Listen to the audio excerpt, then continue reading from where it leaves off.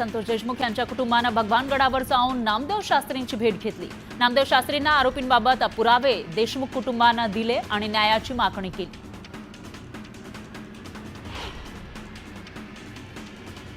पक्षप्रवेशासंदर्भात महायुतीचं धोरण ठरलेलं आहे। महायुतीच्या तिन्ही पक्षाला अडचणीचे ठरणार नाही ते पाहूनच निर्णय होईल। पक्षप्रवेशाचा निर्णय रस्त्यावर चर्चा करून होणार नाही किंवा मीडियामध्ये बोलून होणार नाही, तर महायुतीच्या व्यासपीठावर चर्चा करूनच होईल, असं भाजपचे प्रदेशाध्यक्ष आणि राज्याचे महसूल मंत्री चंद्रशेखर बावनकुळे यांनी स्पष्ट केलं। आगामी निवडणुका स्वबळावर लढण्याचे संकेत खासदार अशोक चव्हाण यांनी दिले होते। त्यावर शिवसेना आमदार हेमंत पाटलांनी प्रतिक्रिया दिली आहे। अशोक चव्हाण म्हणजे भाजप नाही, अशोक चव्हाणांना युती धर्माची कमी माहिती आहे, अशी टीका हेमंत पाटलांनी केली। अमरावतीमध्ये चंद्रशेखर बावनकुळेंना दिलेला मुकुट वादाच्या भोवऱ्यात सापडलेला आहे। मुकुट सोन्याचा की पितळेचा अशा चर्चा सुरू झाल्यात। मुकुटातून मिळणाऱ्या आर्थिक रकमेतून समाज उपयोगी उपक्रम राबवण्याचा सल्ला बावनकुळे यांनी पदाधिकाऱ्यांना दिला होता। पण हा मुकुट सोनेरी मुकुट नाही तर मग यातून आर्थिक रक्कम कशी येणार असा सवाल उपस्थित होतोय। मोहोळ विधानसभा मतदारसंघात राष्ट्रवादी शरदचंद्र पवार पक्षाला मोठा धक्का बसलेला आहे। ओबीसी नेते रमेश बारसकर यांच्यासह 3 माजी नगरसेवक, 2 सरपंच आणि शेकडो पदाधिकाऱ्यांनी शिंदेंच्या शिवसेनेत प्रवेश केला। विधानसभा निवडणुकीमध्ये हिंदुत्वाचा मुद्दा प्रचंड गाजला होता। या पार्श्वभूमीवर कॅबिनेट मंत्री गुलाबराव पाटील यांनी मोठं वक्तव्य केलं। सध्या जो धर्माच्या बरोबर राहील तोच जिवंत राहील, अशा प्रकारचं वक्तव्य गुलाबराव पाटील यांनी केलं। जो धर्माच्या विरोधात असेल त्याचं काही खरं नाही, असंही ते म्हणाले। महाराष्ट्राचा अर्थसंकल्प कधी सादर होणार याबाबत उपमुख्यमंत्री अजित पवार यांना विचारण्यात आलं होतं। मार्चच्या पहिल्या आठवड्यामध्ये किंवा दुसऱ्या आठवड्यात राज्याचा अर्थसंकल्प सादर करणार, असं अजित पवारांनी सांगितलंय। उपमुख्यमंत्री अजित पवार यांच्या उपस्थितीमध्ये बारामतीच्या शिरसनेमध्ये कार्यकर्ता मेळावा पार पडला। यावेळी लाडक्या बहिणी आणि सर्वसामान्य जनता केंद्रबिंदू मानून राज्याचा अर्थसंकल्प सादर करणार, असं अजित पवारांनी सांगितलं।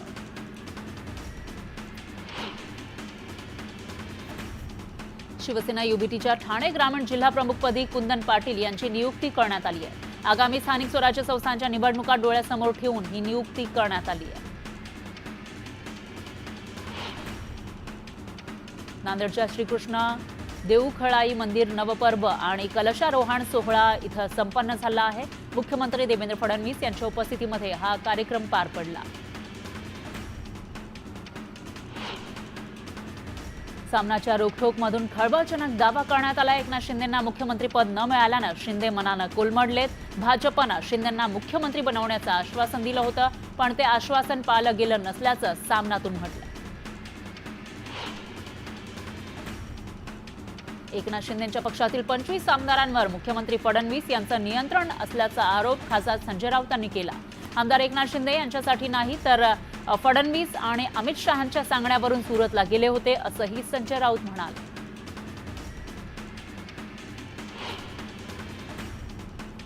सामना हे काँग्रेसचं मुखपत्र आहे, ते शिवसैनिकही वाचत नाही, त्यामुळे त्याची दखल घेण्याची गरज नाही, अशी टीका मंत्री नितेश राणेंनी केली।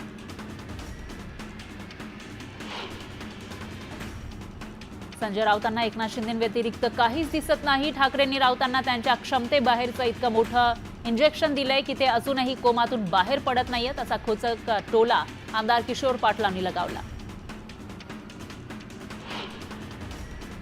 बाळासाहेब असतानाचा सामनातील अग्रलेख आणि आत्ताचा अग्रलेख यामध्ये खूप फरक आहे। अशा अग्रलेखांना महत्त्व देत नाही बहुतांश शिवसैनिक, आता सामना वाचत नाही, अशी टीका आमदार योगेश कदम यांनी केली। संजय राऊतांचं वक्तव्य हास्यास्पद आहे। आमच्या आमदारांमध्ये कुठलीही शंका नाही, आमच्या आमदारांमध्ये एकजूट आहे, असं स्पष्टीकरण आमदार योगेश कदम यांनी दिलं। सामनाचं हे कामच आहे, ते दुखावले गेले, त्यामुळे सामनातून आरोप करणं साहजिक आहे।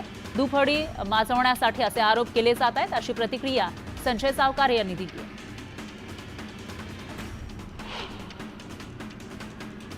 मावळमधील लोणावळा, कामशेत आणि टाकवे बुद्रुक इथं पीएमपीएमएलची बस सेवा सुरू आहे, पण महत्त्वाच्या बाजारपेठेतील पवनानगर इथं बस सेवा उपलब्ध नाहीये। त्यामुळे निगडी ते पवना धरण अशी बस सेवा सुरू करण्याची मागणी नागरिक करतायत. उल्हासनगरमध्ये शिवसेना शहर प्रमुख महेश गायकवाड यांनी डीसीपी कार्यालयावर मोर्चा काढला. भाजप आमदार गणपत गायकवाड यांनी महेश गायकवाड यांच्यावर 1 वर्षापूर्वी गोळीबार केला होता. दरम्यान अद्याप गणपत गायकवाडांचा मुलगा वैभव गायकवाडला अटक न झाल्यानं महेश गायकवाड आक्रमक झाले. भिवंडीमध्ये व्याजाने घेतलेल्या पैशाच्या परतफेडीच्या जाचाला कंटाळून एका व्यावसायिकानं आत्महत्या केली आहे. आत्महत्येपूर्वीचा त्याचा व्हिडिओ सोशल मीडियावर व्हायरल झालाय. पिंपरी चिंचवडमध्ये मानवी वस्तीतील उद्यानामध्ये बिबट्या दिसून आल्यानं खळबळ माजली. उद्यानात बिबट्या फिरत असल्याचे दृश्य सीसीटीव्हीमध्ये कैद झाले. दरम्यान वन विभागाच्या पथकानं 2 तासाच्या परिश्रमानंतर या बिबट्याला जेरबंद केलं.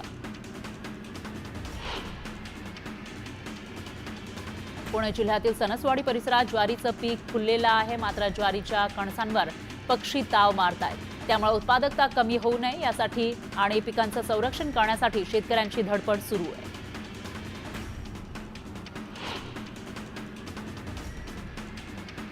जळगावच्या पारोळामध्ये कसगाव, चौफुली तलाव, गली तसंच मुख्य बाजारपेठेसह इतर भागामध्ये अतिक्रमण हटवलं जात आहे. नगर परिषद आणि पोलिसांनी संयुक्तरित्या ही कारवाई केली आहे. जळगावात वृद्ध दाम्पत्याचं घर अतिक्रमण असल्याचं कारण देत महापालिकेनं जमीनदोस्त केलं होतं. याच जागेवर सामाजिक कार्यकर्ते वृद्ध दाम्पत्याला घर बांधून देत असल्याची माहिती मिळाल्यानंतर पोलिसांची गर्दी जमली. यावेळी पोलीस अधिकारी आणि सामाजिक कार्यकर्त्यांमध्ये बाचाबाची झाली. जळगावच्या पारोळा तालुक्यामध्ये एका 17 वर्षीय मुलीवर अत्याचार करण्यात आला. मुलीचा जबाब नोंदवल्यानंतर तिच्यावर अत्याचार झाल्याचं समोर आलं. तर या प्रकरणी आरोपीला पोलिसांकडून अटक करण्यात आली आहे. 4 दिवसांपासून देहूमध्ये वारकरी दाखल झालेले आहेत. तुकोबांच्या जन्म उत्सवासाठी देहूमध्ये आलेल्या वारकरी भक्तांसाठी इंद्रायणी नदीमध्ये पाणी सोडण्यात आलं.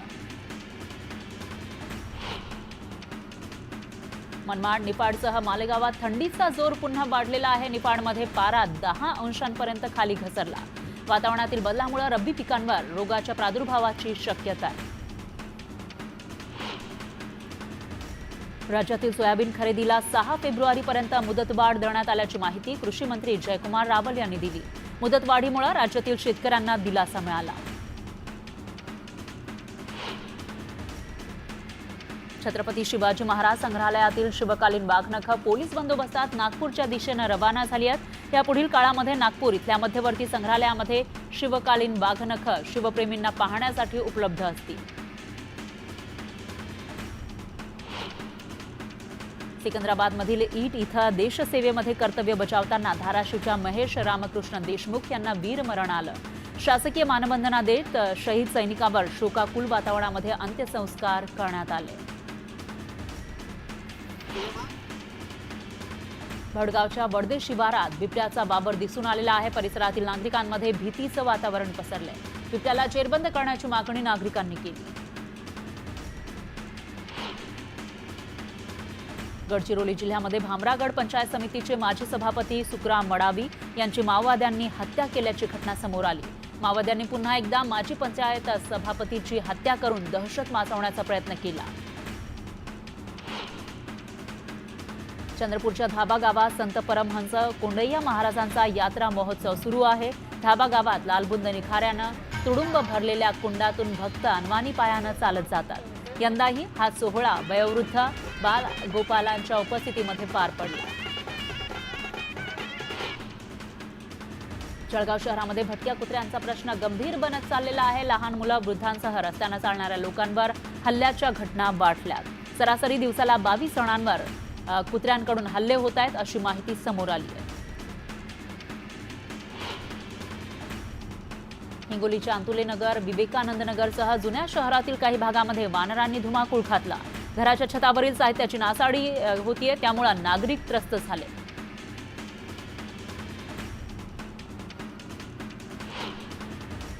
चाळीस वर्षाच्या प्रतीक्षेनंतर हरणे बंदरातील जेट्टीच्या कामाला सुरुवात झालेली आहे. प्रत्यक्षात कामाला सुरुवात झाल्यानं मच्छीमार बांधवांमध्ये उत्साह पाहायला मिळतोय. दक्षिण सोलापूर तालुक्यातील शिवारातून कुरनूर धरणाकडे पाणी सोडण्यात आलं आहे. कुरनूर धरणामध्ये पाणी पोहोचल्यानं शेतकऱ्यांमध्ये आनंदाचं वातावरण पसरलंय. या पाण्यामुळे दक्षिण तालुक्यातील 7200 हेक्टर शेतीला थेट फायदा होणार आहे. गोंदियामध्ये सायकलिंग संडे ग्रुपच्या वतीनं गोंदिया ते डोंगरगड सायकलनं वारी करण्यात आली.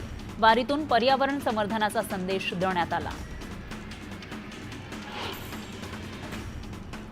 चंद्रपूर जिल्ह्यामध्ये वाघांच्या शिकारीसाठी कुख्यात असलेल्या बहेलिया टोळीचा म्होरक्या अजित राजगोंड याला झालेल्या अटक प्रकरणामध्ये मोठी घडामोड पुढे आली आहे. राजुरा तालुक्यातील नलफडी जंगल परिसरातून वन विभागानं वाघाचे आणखी काही अवयव जप्त केले, तर अजित राजगोंड याने या भागामध्ये शिकार केल्याची शक्यता आहे. पंजाबच्या अमृतसरमध्ये एका माथे फिरून डॉक्टर बाबासाहेब आंबेडकरांच्या पुतळ्याची विटंबना करून भारतीय संविधान जाळण्याचा प्रयत्न केला होता. या घटनेच्या निषेधार्थ देहू रोडच्या धम्मभूमीमध्ये आंबेडकरी अनुयायांच्या वतीनं निषेध आंदोलन करण्यात आलं. अमरावती जिल्हाधिकारी कार्यालयावर मीटर रीडिंग संघटनेनं धरणे आंदोलन केलं. कंत्राटी विद्युत मीटर रीडिंग कामगारांना शाश्वत रोजगार देण्यात यावा अशी मागणी यावेळी करण्यात आली. अकलूजमध्ये राज्यस्तरीय लावणी महोत्सवाला शानदार सुरुवात झाली. या स्पर्धेत राज्यभरातून 10 संघ सहभागी झाले. लावणी स्पर्धेचं उद्घाटन जयसिंग मोहिते पाटलांच्या हस्ते पार पडलं. लातूरमध्ये सर्वोत्तम चॅरिटेबल ट्रस्टच्या वतीनं नवरत्न पुरस्कारांचं वितरण करण्यात आलं. महाराष्ट्रामध्ये विविध क्षेत्रात उल्लेखनीय काम करणाऱ्या 49 मान्यवरांचा सत्कार या कार्यक्रमात करण्यात आला. पंढरपुरात वसंत पंचमीनिमित्त विठ्ठल रुक्मिणीचा शाही विवाह सोहळा पार पडला. शाही विवाह सोहळ्याला भाविकांची अलोट गर्दी पाहायला मिळाली.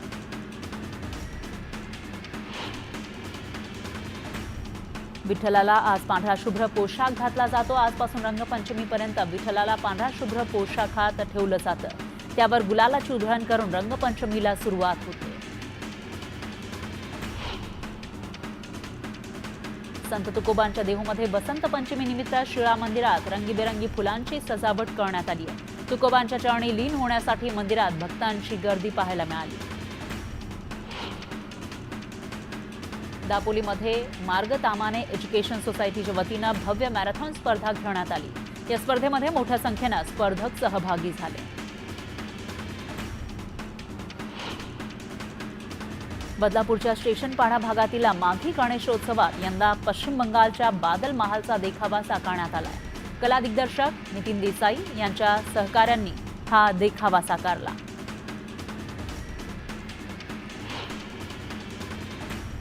नवी मुंबईतील पाम बीच मार्गावर कारचा भीषण अपघात झाला. या अपघातामध्ये 3 जण गंभीर जखमी झाले. वाशी लॉरेन्स शाळेच्या मागच्या रोडवर हा अपघात झाला.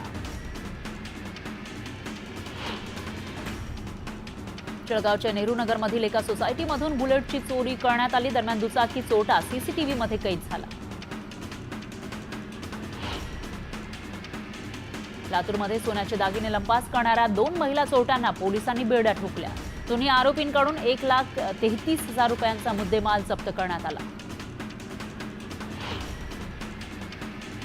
1 वर्षापासून तडीपार असलेल्या आरोपीला जिवंत काडतुसं घेऊन फिरताना नागपूर पोलिसांनी अटक केली आहे. आरोपीकडून एक देशी बनावटीची रिव्हॉल्व्हर आणि जिवंत काडतुसंही जप्त करण्यात आली.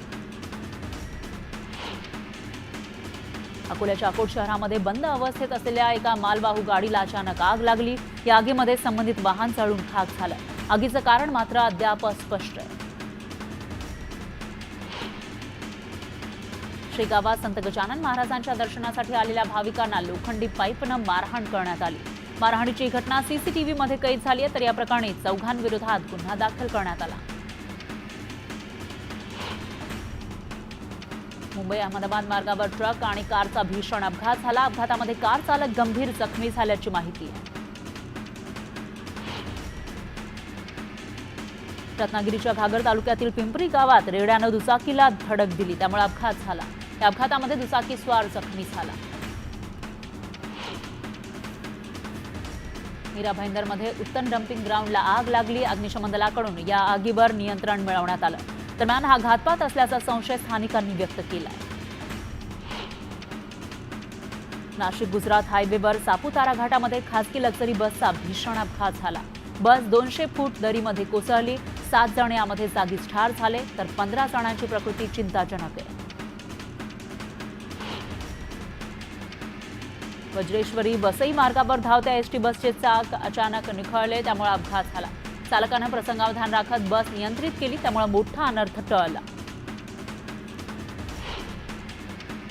पत्नीची हत्या करणाऱ्या पतीला बीड जिल्हा सत्र न्यायालयानं जन्मठेपेची शिक्षा सुनावली आहे. दारू पिण्यासाठी पैसे दिले नाही म्हणून पतीनं पत्नीची हत्या केली होती.